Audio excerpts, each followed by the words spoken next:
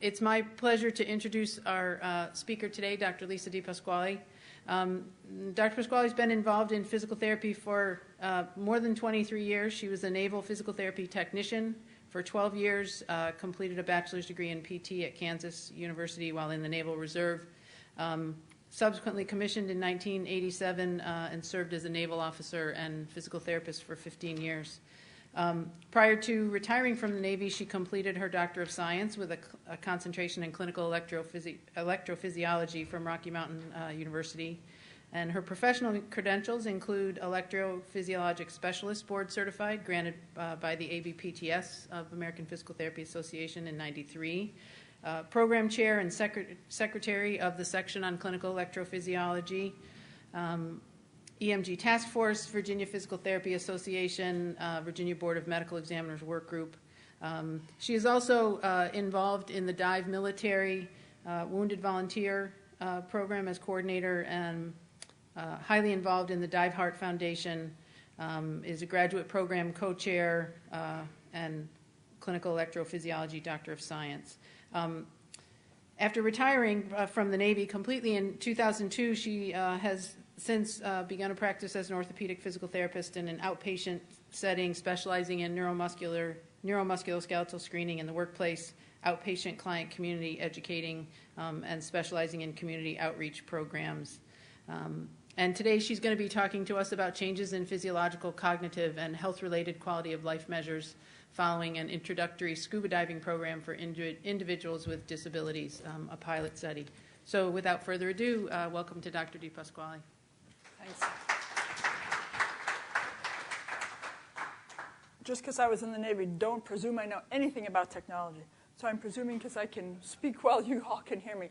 I tend to be a very fast speaker, so I'll try and speak slowly, and that's not to insult anybody, that's just to keep me on par. So if you guys think I'm speaking too quickly, go and we'll slow down. A lot of mouthful. Chris, thanks for having me. I really appreciate speaking with the aquatic folks, and I appreciate being here with the National Swimming Pool Foundation because we get to rub elbows with people out of our own box, and we get to do things with folks that we don't typically hang out with. So it's always an educational and an enhancing experience for me, so I appreciate being here. Thank you very much. I'm going to attempt to do this, and the work that we're doing is there's a group of people called Dive Heart. I was not a scuba diver. My husband was stationed overseas for 2 years.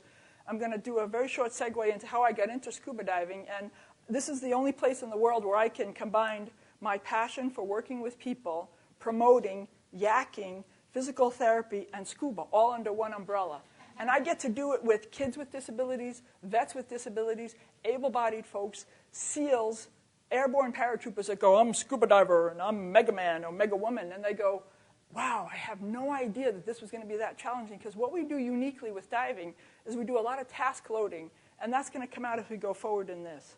So what we hope to do today is get Lisa to figure out how to do this. This is Greg, and that's his dive buddy, and Greg is a certified diver. He was an active duty Marine that was on his way to Afghanistan. He left his house to drive to get up with his division to get on a plane, and en route he was hit by a drunk driver. So he never got there. Greg is 27 as of, this is 2012, I've known him for 5 years. He has an incomplete spinal cord injury, and he has some residual TBI issues. But he is unstoppable in the water. So to watch him is kind of like you get the lump in your throat and you get the, I mean, he's doing a high sign because anybody that knows that does any kind of diving, this is okay. And every time you dive with a buddy, you have to be able to mimic this. And it took Greg 6 months in a pool to be able to do this. And so he went from a scale, and this is, so far, this is anecdotal. So we're starting to quantify this. We've gone through several different IRB processes. I'm getting ahead of myself.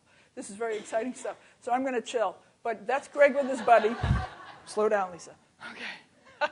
These are our objectives. We're going to discuss anecdotal evidence. We're going to present some of the paradigms that we've started, and then I'm going to go ahead and talk about some very preliminary findings. So right now what we see is that more and more folks that I'm working with, I tend to favor working with the folks with disabilities. I get such a charge out of working with the kids that they could wrap me around their fingers and then I'm done, because it's like, okay, we're going to swim and we're going to scuba and we don't do any measurement.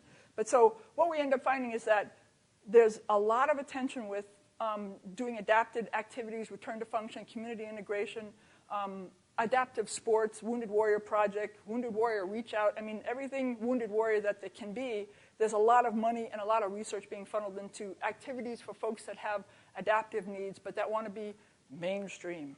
So scuba diving is one of the only things that levels the entire playing field.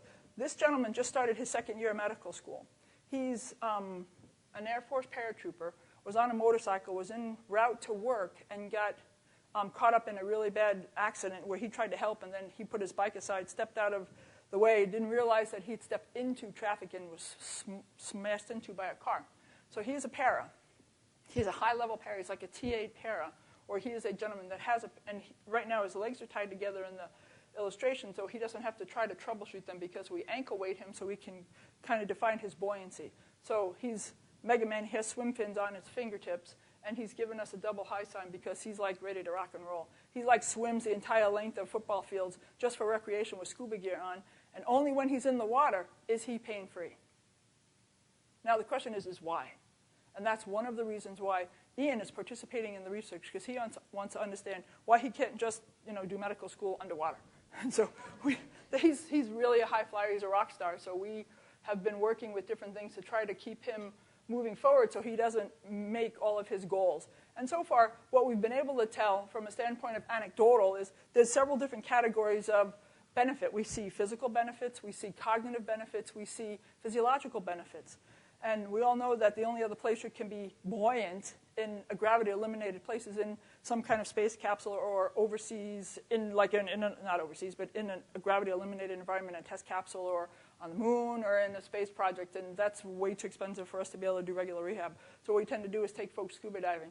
Ian is to the point where he doesn't need a certified buddy to go with him, so his buddy's hanging back, so Ian can be the ham bone in the middle of the camera.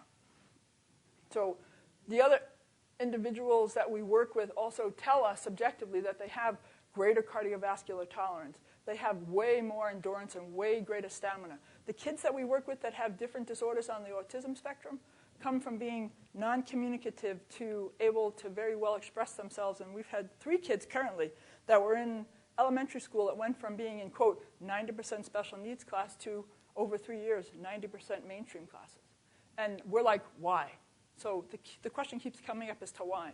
So and the families report that the kids are amazingly more communicative, amazingly more expressive, have a ton more affect, and it's like, why? So the same kind of question keeps coming up. We started pushing towards some different universities in our area and have done enough different talks that some of the universities are coming back and saying, okay, we need to answer some of these questions. So we've been starting to form partnerships, which is really nice. Some of the intangentials that we see are like, this young man has also an incomplete spinal cord injury and has a lot of spasticity on his right side. He has reasonable function, and he can sign his name when he gets out of the pool or out of from a scuba diving trip. He's buzzed high forever because he's just having such a great time. But the fact that he can sign his name, I'm like, okay, is this pressure? Is it greater oxygenation of tissues? Is it greater vascularization? And how do we measure that kind of stuff? And because of folks like Dr. Becker and some of the other researchers and the high-level folks that we've had present today, we have all a neat pathway for some information with immersion. And so we take the immersion piece a little bit deeper. Generally, we don't take folks deeper than they're qualified to go with 1 or 2 buddies, which is generally for recreational diving, anywhere with our folks, anywhere between 15 and about 60 feet, which would be 2 atmospheres. We don't tend to do a whole lot. Here's Hambone Greg showing off again. He's just saying, this is really cool. He had a very high-level injury, but he was also very, very severely depressed. He tried to take his life a couple times over the last several years. And since diving, he's had no interest in doing anything but getting a job, going into the workforce, and he's his own advocate. We have something in Chicago called the Brain Injury Clubhouse, and it's a center that works with folks to do rework and re-entry and some job training, and also just collaborativeness and kind of a media brain shed where people can collaborate together and come up with solutions for things. And so what Greg has told me is that he sees himself better able to do things. He's living independently now. His girlfriend and him have just decided to get married. He's back being independent with his ADLs. He has a lot more motivation to participate. And he's an advocate for the Brain Injury Clubhouse. He walks around and does presentations.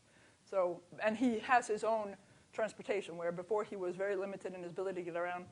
Chicago is pretty cool in that we have a mass transportation system that is called a PACE bus, so folks can get on and off as they need to, as long as that's where the bus is going, and otherwise they can try to make arrangements. But being in the city Chicago's pretty up to speed on different modes of transportation for folks with disabilities. So what we're looking at is moving into the next phase. If I'm speaking too quickly, you guys have to tell me to slow down. So from what we're looking at is we want to look at physiological, we want to look at physical benefits, and we also want to do cognitive. There's a myriad of quality of life tools, and to work across many populations with the same tool would be to do any one of the populations of folks a disservice. So what we've been looking at is trying to work with different physical therapy programs in education, different OT programs, and different PsyD programs or different clinical PhD programs, and we're starting to identify relationships with folks. They're becoming dive buddies, and they're adopting some of their students that want to come into the research process, and we've put together different IRBs looking at hopefully specific pieces and trying to address them with as clean a relationship for that research paradigm as possible. So refining the questions, sticking to either this school is going to do hopefully a qualitative process, that school may be able to track some cognitive changes with a given population of folks and not take it all on. And we know when we get excited about research, we tend to do it all for everything, and then it gets all muddied up. So we're trying to be real clear in how we do this. Right now, the organization is full of volunteers. There are no paid positions. So everything is done with a handshake and resources that people are willing to work together on. And there's been some grant money. Illinois has a nice thing on a lottery ticket where there's a vet lottery ticket, and so we're able to train some of the vets in Illinois on the grant that we have with the Illinois lottery.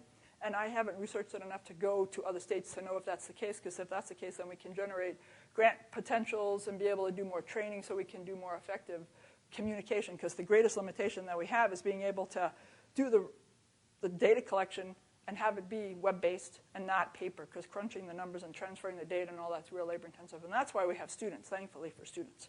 Without students, we'd be hosed. So we're looking at trying to define some different paradigms. We're looking at Midwestern University. We've just submitted an IRB with them. That's going to be a quality of life questionnaire. We're going to divide that into a group of folks doing work with kids on the autism spectrum, and then a group that's going to work with, we believe, TBI, folks with TBIs that are vets in Illinois. So that's one armed. We're working with Duke Dive Medicine to try and do some, it's way high-flying relationship right now that we have to kind of identify exactly what it is, but Jake and Jim are like, we're going to have to harness them and take all that energy, because between the Duke Dive guys and Midwestern, we're going to unfold a lot of neat stuff, and so we'll be able to answer some real significant questions and put some legs to what we see anecdotally, which is nice. This part of the talk is going to be more about some of the designs and how they would apply. I've just found 2 or 3 things. There's not a lot of literature where my previous very esteemed colleagues were able to go back and talk about the benefits of land versus immersion. There's not a lot of scuba that is out there with regard to anything that's sound. And some of the designs, though, are introductory. They didn't really have a sound design, so you can't really do sound stats. And if you can't do sound stats, then you don't have a leg to stand on. So from a standpoint, these are very reasonable studies, and what we're going to like to do is try to do something that's age and gender matched, that's got a control piece, that's got an immersion piece, and then we have to address, like Dr. Becker and I talked for a few minutes about horizontal in the column and being able to look at inspiration or respiratory system measures that are easily reproducible. And easily reproducible means that they can then have a clean relationship and a good design, so we can then reproduce that activity. And we all know that reliability, validity are very important. We want to be sensitive. We want to be specific. So without that, then we kind of have to create that. And that's why with this particular study, the findings were such that there was a look at a cognitive study that looked at folks with disabilities, but it wasn't a very well-defined set of 10 of these kind of folks, 10 of those kind of folks with this disability. It was kind of a standardized cognitive study that looked at just quality of life and wellness and didn't really address measurable outcomes to the point where you could quantify it and say, okay, now we know this. But it was a very good introduction to let's open the discussion with folks with disabilities and diving.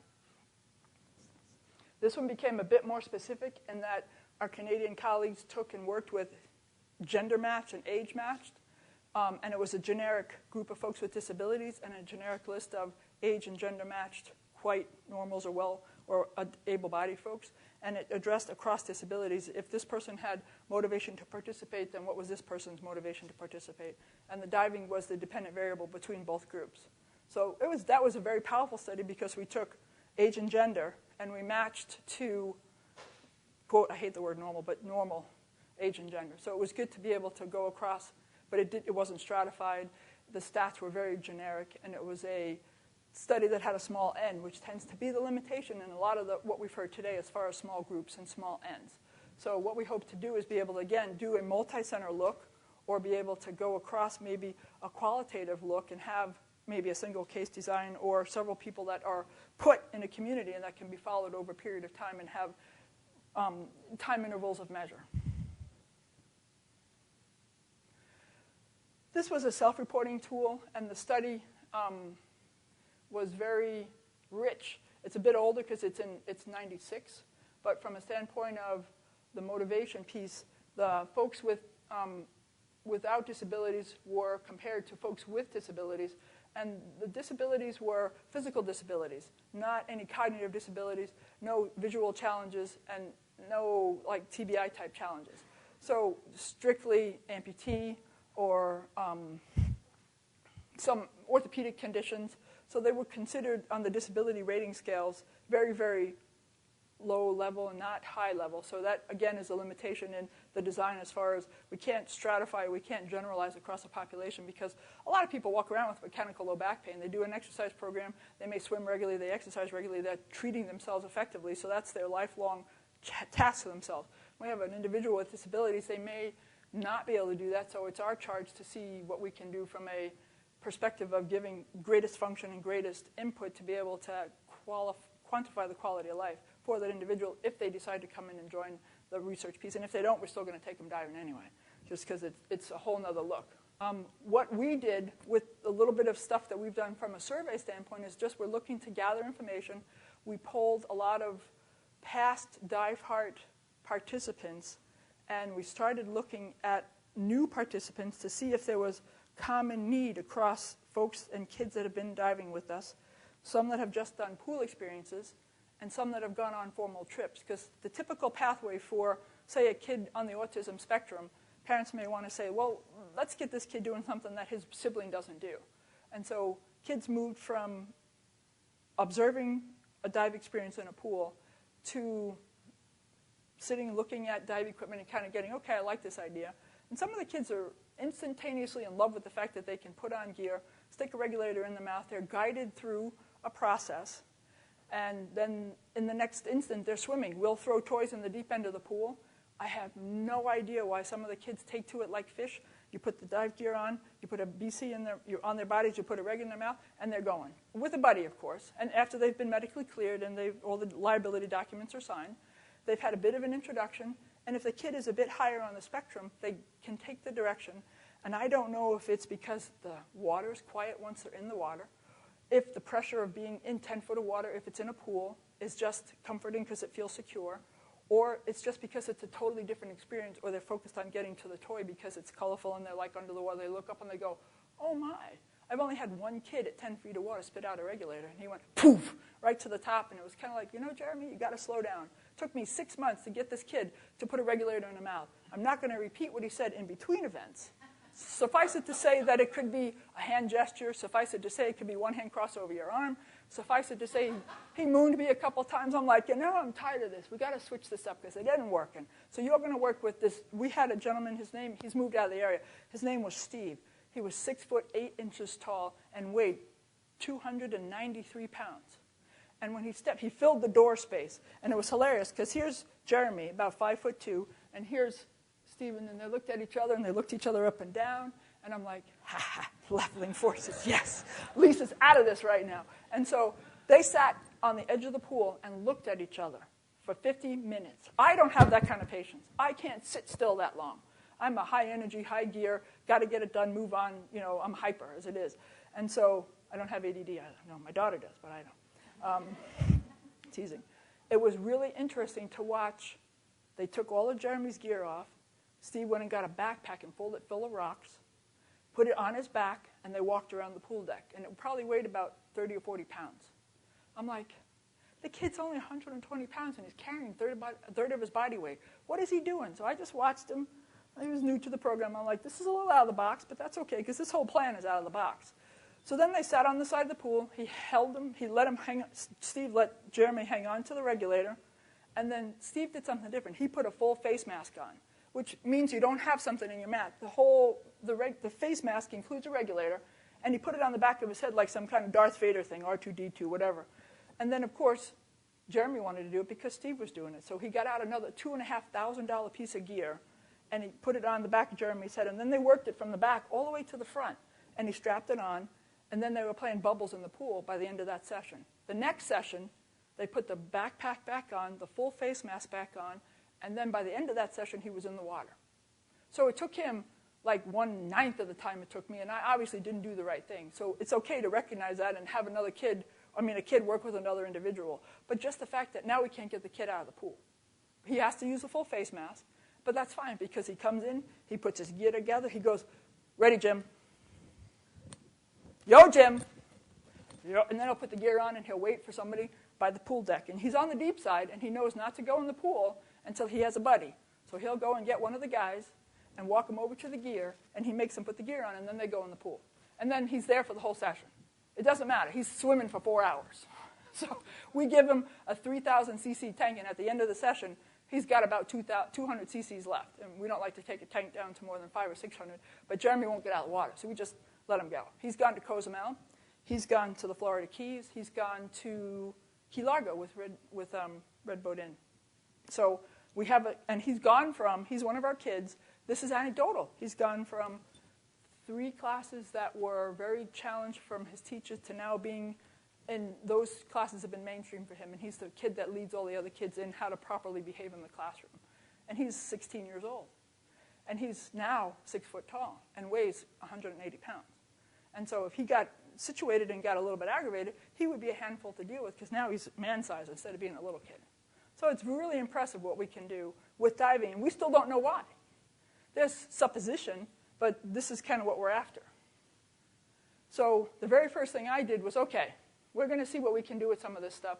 And I started up with it's more of a demographic questionnaire, and it's just 1 or 2 questions because we have to be able to not do this full-fledged because we have to go through the IRB to make sure it's all good to go and we have all our appropriate documentation before we can do this to a greater extent. So most of the folks that have answered this are outlined here, and this is probably a small n, and it's probably less. Let me see. That's actually 5 or 6 people, so it's not even telltale, but it's enough to let us get started and see that it's worthwhile doing. And then at the end of this, I'm going to show you a clip that's going to just nail it all the way home for you. I'm probably speaking way too fast, but given it's the end of the day, then we're okay. So most of this particular population of this particular group have physical difficulties. Some were because of birth or because of developmental early in the birth process, and others had developed a disability because of a secondary condition. Because of a primary medical condition, they ended up with a secondary disability. These are self-reported. So I wish I could tell you before and after. Next time if I'm invited back and I can discuss this, then we'll have before and after data because it's very significant. The kids are saying, we can't do this without having done our diving stuff. Some of the kids strictly have pool experience. Some of the kids have been on dive experiences one time. And the families are the ones that are the most impressed with some of the kids' progress. Some of the siblings and family members and boyfriends, girlfriends, husbands, wives of some of the vets are just amazed with what the individual is accomplishing after having gone diving. And it's either because there's peace of mind, there's greater esteem, there's greater cardiovascular endurance. I have no idea at this point. I plan to have answers the next time. But from a standpoint of the types of activities we're measuring, actual trips, open water dives like at Hague Quarry, which if anybody's dove in a quarry, you can see this far in front of your face at 8 o'clock in the morning, and after people are in and out of the water, it's right here. Versus going to Cozumel or to the Keys where you can have, or in lakes even, that are less unsettling than diving in a quarry. How many people are divers in the room? Okay, nice. Very nice. Thank you. So the folks that are divers, how many of you are work with folks in some kind of teacher capacity or therapeutic capacity? Okay, nice. Okay, cool. Oh, absolutely. Everything counts. There's no bad answer. From a standpoint of this, folks that these are not negative ratings. They didn't rate the question, so we still had to plot it. So it kind of skews the data. But most of the folks that these are actually reported. And then when we went around and asked other folks, they were like, oh, it's fabulous, it's excellent. I said, then why don't you fill out the question?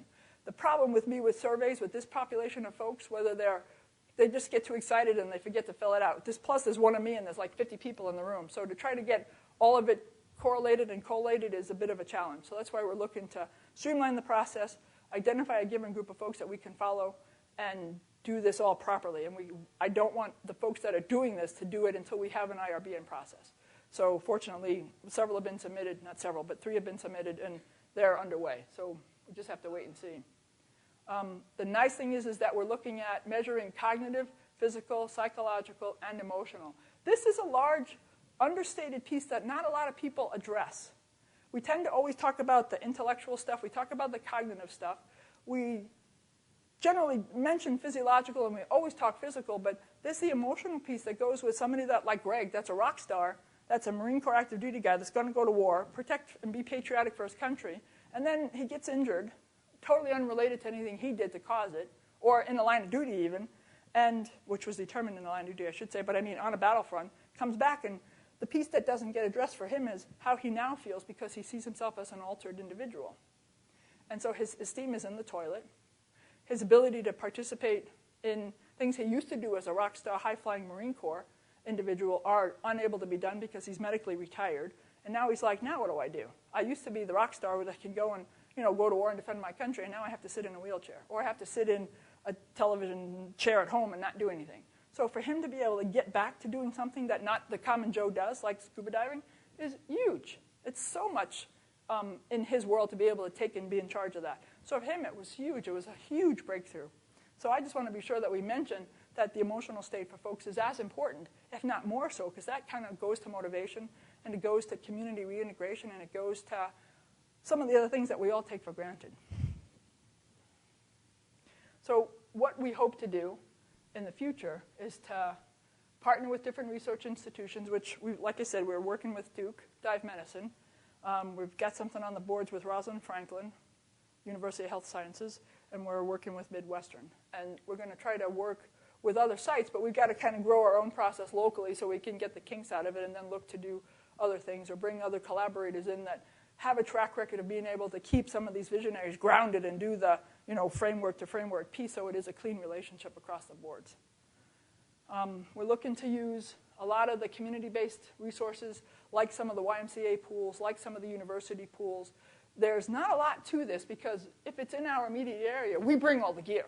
Or we'll find a local dive shop that wants to be involved. So it ends up being a pretty seamless relationship. The dive shop comes together. There's generally a clientele that wants to be served. There's generally, I won't say clinicians, because there's community service folks, there's YMCA folks, there's pool professionals, there's dive shop professionals, there's teaching professionals that all want to be involved. There's lifeguards, there's Red Cross folks.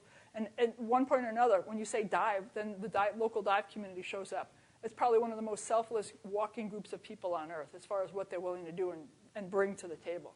So those pieces all just need to be coordinated. So that's what me doing this is about, and that's what Jim does 90% of the time. We want to be able to look at developing hypotheses and actually answering some of the questions that we ask about that are the why questions. We want to look to address some of the physiological changes that we see. We see reductions in spasticity. We see cardiovascular changes. We see greater tolerance for activity. We see greater levels of movement, range of motion, strength. There's a lot of hyperbaric research being done right now, and in an oxygen-enriched atmosphere, we had to slow Jim down from talking about hyperbaric because of the pressure-associated issues that go with diving. It's a natural, but you don't know from a standpoint of if you put an individual like Greg in a hyperbaric chamber and control his O2, that we have the right amount of oxygen and exchange going on. So we want to be sure that we have all of that scaled to the appropriate level and that we can say what it is that we're doing. So when we send Jim out to do a talk and discover what dive heart is, we say, don't talk about hyperbaric because you're not a physician and you can't address, not that you have to be a doc for that, but I'm saying we don't have any research background to say what it is that we're doing. So before you say that, we need to answer these questions first. So we're just trying to put the right word out, and we want to measure it so it's solid. And we also want to look at the other therapeutic benefits of scuba that are not the obvious ones. And so when we kind of address the investigation, we want to address each of these as separate items. And not only just quality of life. For those of us that are quantitative researchers, we want to address the qualitative piece so we can answer the whole question. Okay. Now, believe me, I realize you appreciate it's the end of the day. The actual slide presentation piece of this is done, and I think I did it pretty quickly. I wasn't supposed to. I have another bit of a clip, and I'm just going to shush because the clip pretty much speaks for itself. If the clip and the PowerPoint are talking to each other. If not, then Kevin is going to help us. So we might get done a few minutes early, but I definitely, so all I should have to do is hit the go. Yeah, it worked.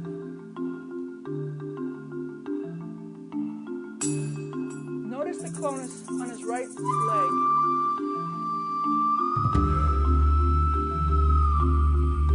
This is Michael.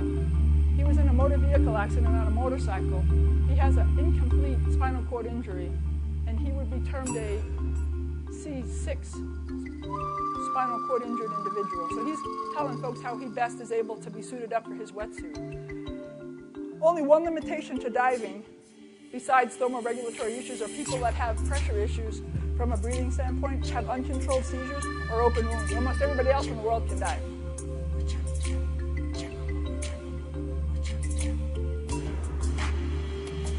This is down in Cozumel.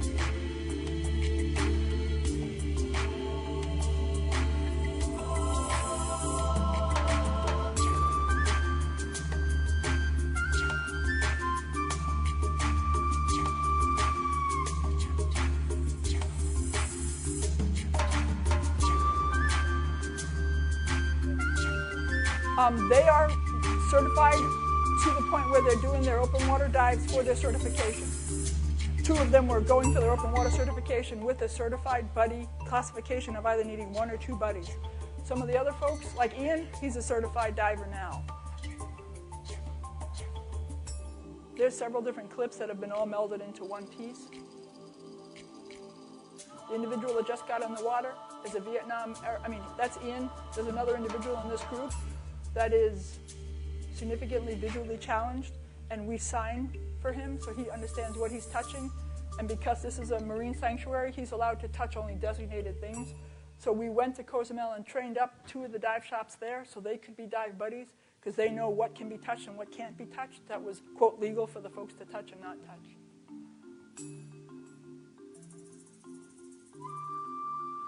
They're always with a dive buddy, and everybody understands all the signals. We've developed different ways to adapt getting people into the water, out of the water. A lot of times we'll do seated entries. We have one individual that's both deaf and blind challenged. And Rick, who's our seasoned master diver, that's also very sight challenged since Vietnam, will wear a full face mask. Jim will talk to Rick. Rick will sign to Esther. And she can't hear, nor can she see, so she signs.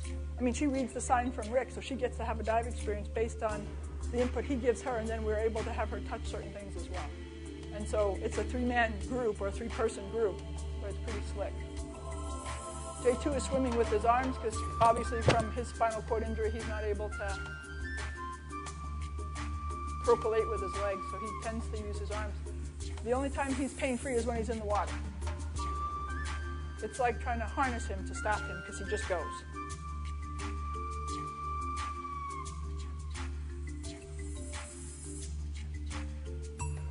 That's Greg with a full face mask on.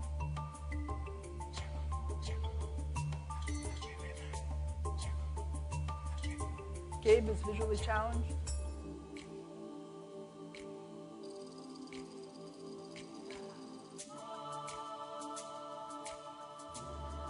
Daryl also has an incomplete spinal cord injury from Vietnam. So some of the folks that have had ambulatory challenges since Vietnam, since they've discovered diving, they report. Ian is hilarious. He's Superman. Between him and J2, I dare anybody to tell me they can't get out of bed in the morning.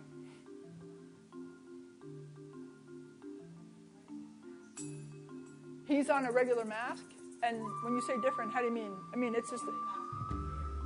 I'm sorry? Rubber. For his comfort. no reason other than that he just may, other than a full face mask, everybody else is wearing a regular mask just based on their comfort. His might have dipped a little bit down here just because he wanted to have a greater visual field.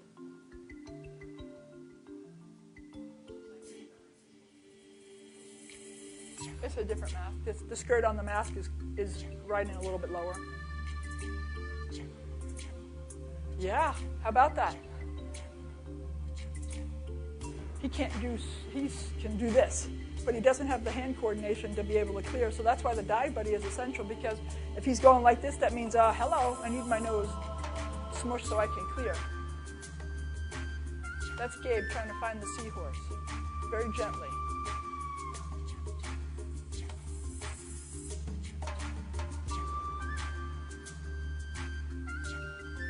This is drift diving. What's very strongly done in Cozumel is all you have to do is just kind of hang out, and the water takes you along. You have to be comfortable with it, though, because your inclination is to swim against it. If you can't swim and your dive buddy's the one kind of guiding you, you both have to be able to communicate. Diving is big-time communication. Somebody like me who yammers all the time is very challenging under the water. I have this quacker thing that I'm like, da, da, da, da, and my husband is like, so like, Pat Morita in The Karate Kid. So it's really cool because I don't get to talk. I have to just go along. My daughter's trying to teach me sign language because then I can go on forever.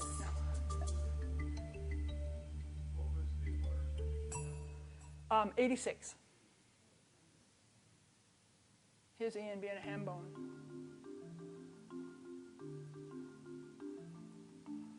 There's a crab in there.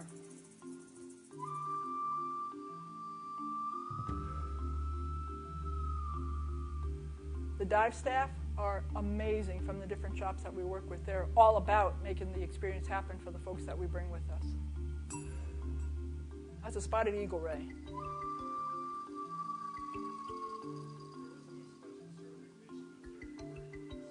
Yes, there is. There's actually 2 out there. HSA is the most known one, or it's been there the longest, the Handicapped Scuba Association. Dive Heart's working on one, and right now the Canadians also have one. And so the one in this country is HSA currently.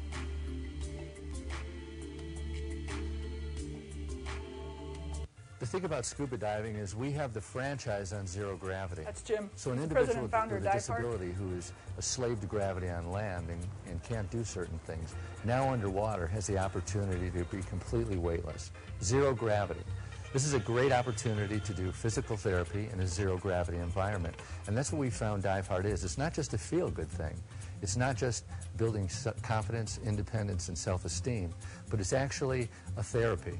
So now it's inherently hyperbaric, so individuals go down, they feel pressure. That's why kids with autism have such an incredible response to this, almost immediately on every pool session. What we can do is give an individual oxygen therapy, hyperbaric therapy, and physical therapy in a zero-gravity environment. Now that's very powerful, and we're at a point where this is just starting, and when we start doing research and looking at outcomes, I think we're going to blow the doors off of what's out there for people with disabilities and rehabilitation.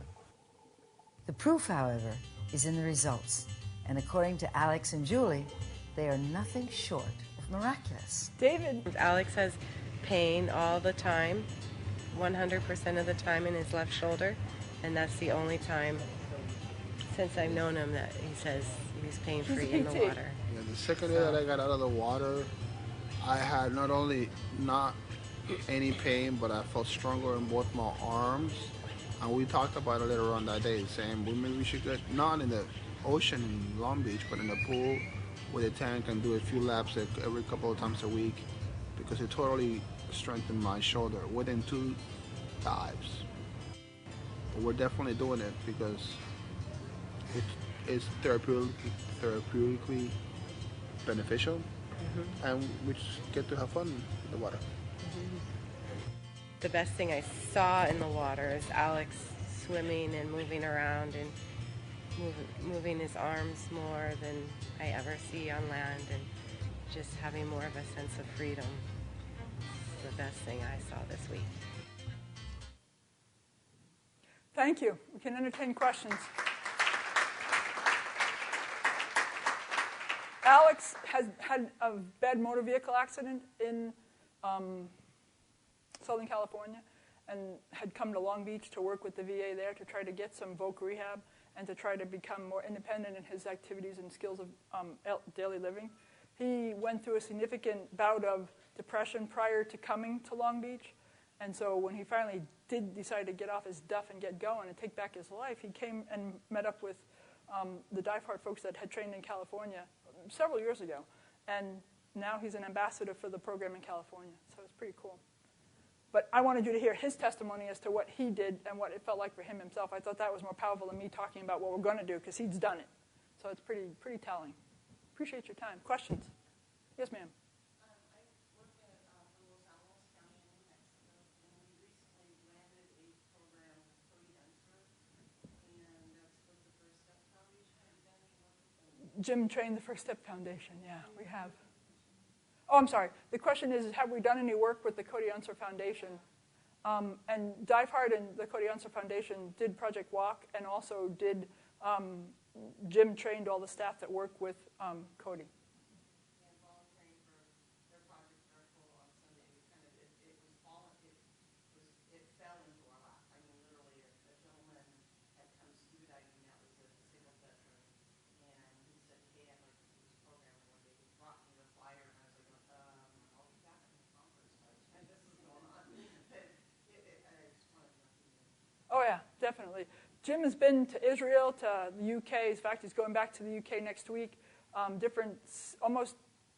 He's been doing this for 10 years. So anytime somebody says, let's dive and let's do some adaptive stuff, he gets a call and then he's on a plane. And he's totally not paid. He's totally dedicated. The one that said about the high flying, yeah, that's Jim. He's just goes. And we have to kind of reel him back a little bit, because it's kind of like, whoa, you got to be able to put this in place, and we got to do this correctly. So, I mean, it's come a long way, and he's trained a lot of different people. He's been doing this about 10 years. Totally zero salary, gets on a plane. Southwest gave him 40 buddy passes, and so he's been doing it ad nauseum, and he goes everywhere and anywhere where he can sleep on a couch and eat somebody's leftovers, and he'll train the dive shop staff, and then we want to bring vets in or kids with disabilities, and then we kind of do a train-the-trainer model, so then the dive shop can kind of take over, or the rehab facility or the community facility, whatever. We're pushing right now with Chicago Park District. I'll put one last piece in with the child obesity issues in the country. Chicago Park District has adopted this, and we're going to start doing scuba with kids in our park districts in Chicago proper. So it's pretty slick. Another question. Yes, ma'am.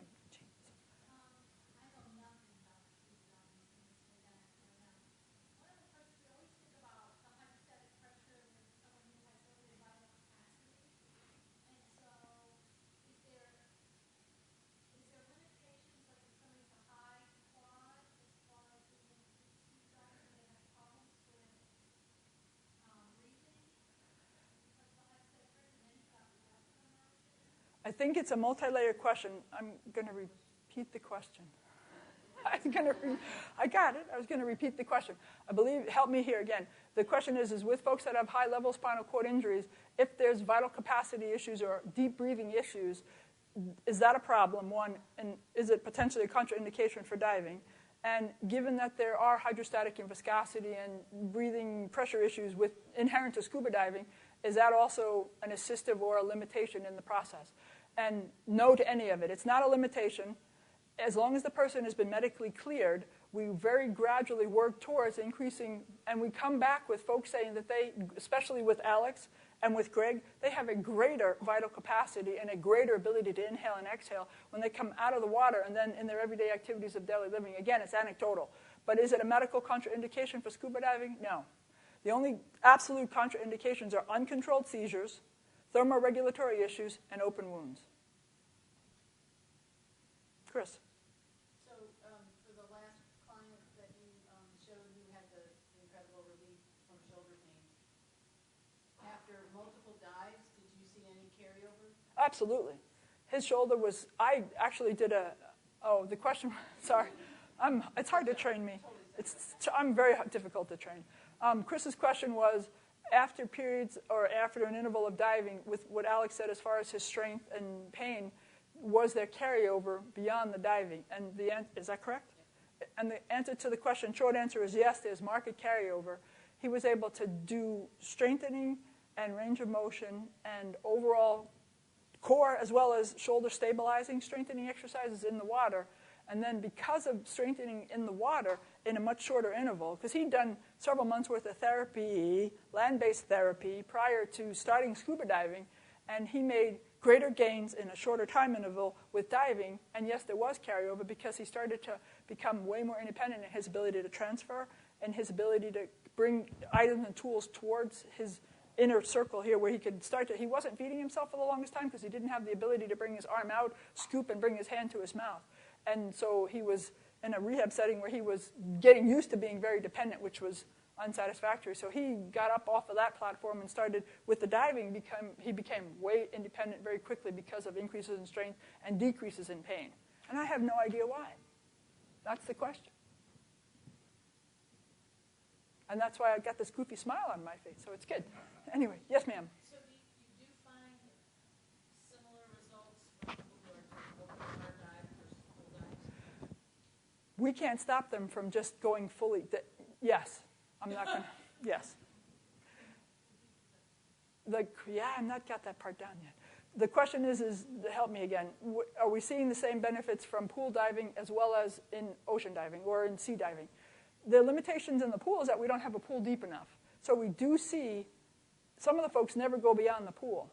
And they still have, because of being at the bottom of an 8 or a 10-foot pool, they still see benefits in being 8 to 10 foot under the water. From a physiological standpoint, as well as from a cognitive, as well as from a feel-good, as well as from an emotional perspective. That carries over to when they go to greater depth, so therefore one atmosphere or one pressure gradient, in like the ocean, go into like the Keys or go into Cozumel.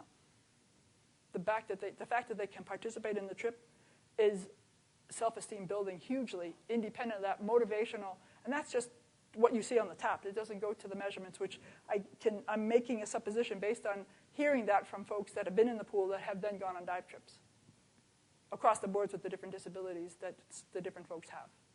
Yes, ma'am. What are some of the things that you're studying here in hyperbaric chambers, and are you aware that they're using hyperbaric chambers on racehorses in Lexington, Kentucky? I am, because my friend works in Lexington, and he and I have been talking, so he's going to hook me up. The hyperbaric stuff is the two folks that we have that have done formal hyperbaric work have had increases, but they've sat in a tank, in a hyperbaric chamber. The diving piece that we've done is in addition to, and therefore we can't quantify it because we can't say if it's independent of or as a result of the hyperbaric chamber. That would be Greg. The separation that Jim was referring to, the guy with the black T-shirt on that had the shaved head and the heart, we're saying that because we're taking folks diving, that it's an inherently hyperbaric environment.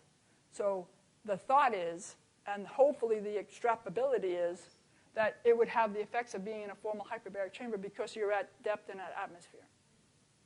Why would that be the case? I mean, basically, these guys are breathing essentially room gas mixes. True. So why would that be a hyperbaric? Because it's 3,300 feet under the water. So it's actually the water table itself.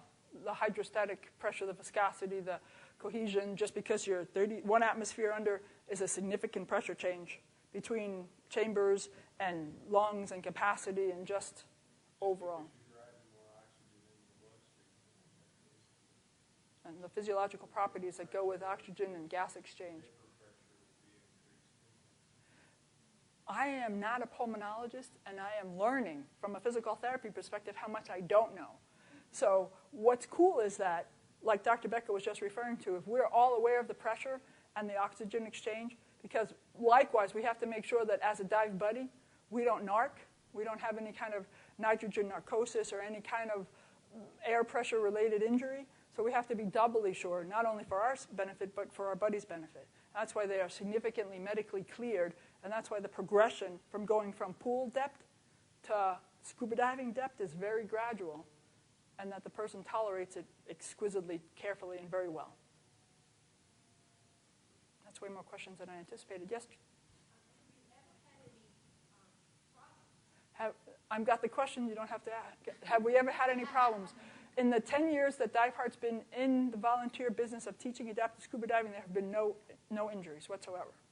because it's everybody is, I'm a dive master. That doesn't mean I know anything. That just means I haven't gotten caught at doing anything wrong. No. There's a very high level of caution. There's a very high level of conservation. And we don't do a trip unless we have the ability to have the appropriate number of buddies with that individual if we're taking folks that have different levels of disabilities. We've taken a young man that is he's the only ventilated diver in the world. And he's gone to a depth of 15 feet. If you go on the Dive Heart website and look up Matt's story, Northwestern engineering students built him a portable vent.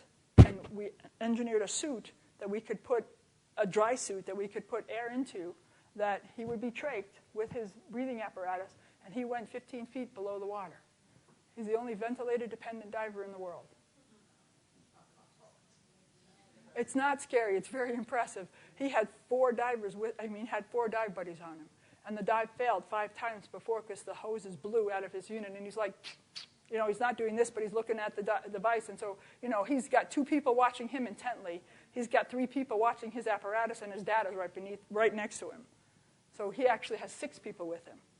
It's pretty cool. It's really amazing. It's just like you get goosebumps. Okay, I don't want to keep you guys from having a nice evening. Are there any other questions? Diveheart.org, go to the website. There's a ton of links, and I'll talk to anybody that wants to do something about starting a program if you don't already have one going. That's just an aside.